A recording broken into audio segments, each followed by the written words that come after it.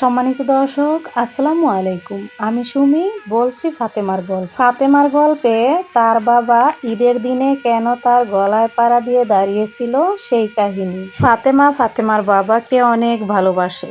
ফাতেমা আজও বলতে পারেনি তার বাবাকে জড়িয়ে ধরে, বাবা আমি তোমায় ভালোবাসি। ফাতেমার বাবা হাজী ছিলেন এবং ৫ ওয়াক্ত নামাজি ছিলেন, কিন্তু সে সন্তানদেরকে মনে ভালোবাসা থাকলেও মুখে কখনো সন্তানদের আবেগ দিয়ে ভালোবাসা দেখাতো না, কিন্তু শাসন করে যেত, কড়া শাসন সন্তানদের। কখনো তার ভালোবাসার অনুভূতিটা প্রকাশ্যে দেখতে পায়নি তার সন্তানরা, কিন্তু বাবা মা তো সন্তানদেরকে ভালোই বাসে, কম তো আর ভালোবাসে না।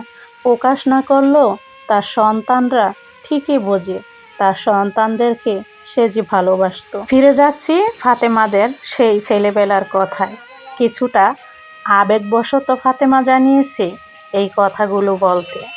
যাই হোক, ফাতেমার বাবা সেখান থেকে চলে গেল, তার সেই কিনা জায়গায় বাড়ি করলো।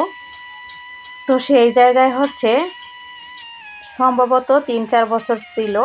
তারপর নদী ভাঙন আসলো। আসলে তাদের জমিটা নদীয়ে কখনো ভাঙে নাই, কিন্তু তার বাবা বুঝতে পারছে যেহেতু নদী কিছুটা কাছে আসছে, সম্ভবত ভেঙে ফেলবো।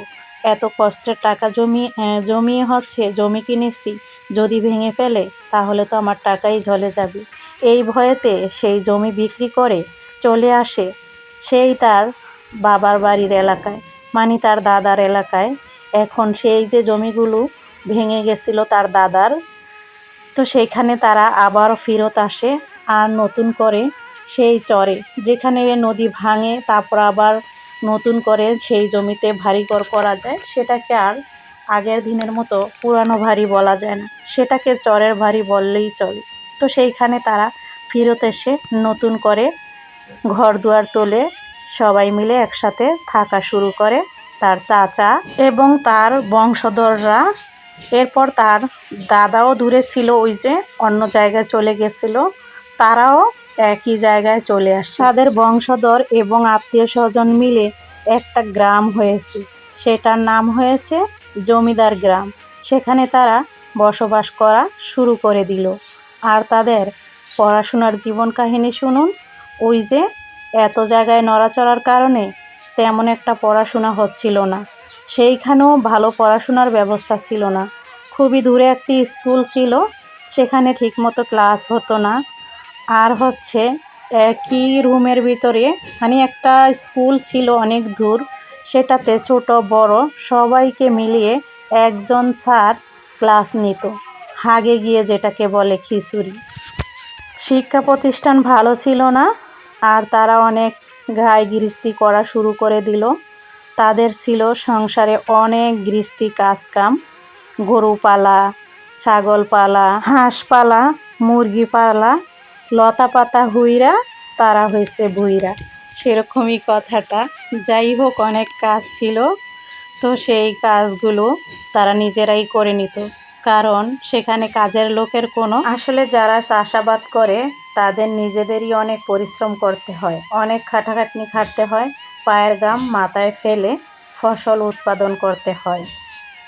যখন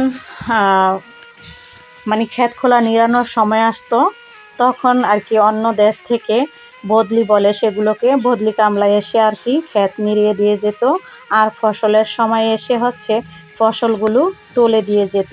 কিন্তু এগুলোকে সিদ্ধ করা, শুকানো, সমস্ত কাজকাম কিন্তু নিজেদেরই করতে হতো। তো তার মা আর ফাতেমারা তো 3 বোন ছিল, তো তারা মিলে সেই কাজগুলো করে নিত মিলেমিশে, এবং অনেক কাজ, অনেক পরিশ্রম ছিল।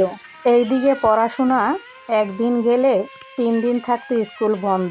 পড়াশোনা তো ওদের লাঠিই উঠেছে। বাকি গল্প পরে শোনাবো।